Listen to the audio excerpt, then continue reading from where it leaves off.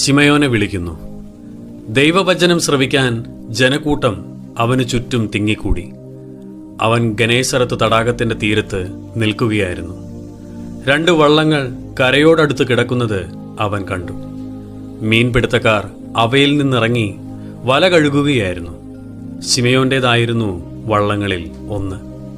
അവൻ അതിൽ കയറി കരയിൽ നിന്ന് അല്പം നീക്കാൻ ആവശ്യപ്പെട്ടു. വഞ്ചിയിലിരുന്ന് അവൻ ജനക്കൂട്ടത്തെ പഠിപ്പിച്ചു.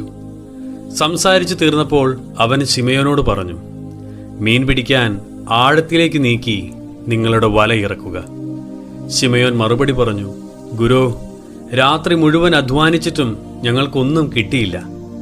എങ്കിലും നിന്റെ വാക്കനുസരിച്ച് ഞാൻ വലയിറക്കാം. ഗുരോ, രാത്രി മുഴുവൻ അധ്വാനിച്ചിട്ടും ഞങ്ങൾക്കൊന്നും കിട്ടിയില്ല. എങ്കിലും നിന്റെ വാക്കനുസരിച്ച് ഞാൻ വലയിറക്കാം. അങ്ങനെ ചെയ്തപ്പോൾ വളരെ വലിയൊരു മത്സ്യക്കൂട്ടത്തെ അവർ പിടിച്ചു. അവരുടെ വല കീറിത്തുടങ്ങി. അവർ മറ്റേ വള്ളത്തിൽ ഉണ്ടായിരുന്ന പങ്കുകാരെ സഹായത്തിന് വരാൻ ആംഗ്യം കാണിച്ചു. അവർ വന്ന് 2 വള്ളങ്ങളും മുങ്ങാറാവോളം നിറച്ചു. ഇത് കണ്ടപ്പോൾ ശിമയോൻ പത്രോസ് യേശുവിൻ്റെ കാൽക്കൽ വീണ്, കർത്താവേ, എന്നിൽ നിന്ന് അകന്നു പോകണമേ, ഞാൻ പാപിയാണ് എന്ന് പറഞ്ഞു. ഇത് കണ്ടപ്പോൾ ശിമയോൻ പത്രോസ് യേശുവിൻ്റെ കാൽക്കൽ വീണ്, കർത്താവേ, എന്നിൽ നിന്ന് അകന്നു പോകണമേ, ഞാൻ പാപിയാണ് എന്ന് പറഞ്ഞു.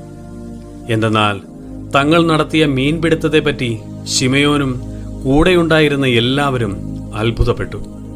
അതുപോലെ തന്നെ അവന്റെ കൂട്ടാളികളായ സെബദീപുത്രന്മാർ യാക്കോബും യോഹന്നാനും വിസ്മയിച്ചു. ശിമയോനോട് യേശു പറഞ്ഞു, ഭയപ്പെടേണ്ട, ഇപ്പോൾ മുതൽ നീ മനുഷ്യരെ പിടിക്കുന്നവനാകും.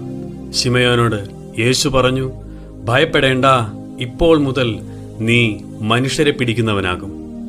വള്ളങ്ങൾ കരക്കടിപ്പിച്ച ശേഷം എല്ലാം ഉപേക്ഷിച്ച് അവർ അവനെ അനുഗമിച്ചു. കർത്താവെ, ഞാനങ്ങിൽ വിശ്വസിക്കുന്നു, ആശ്രയിക്കുന്നു. ആമേൻ.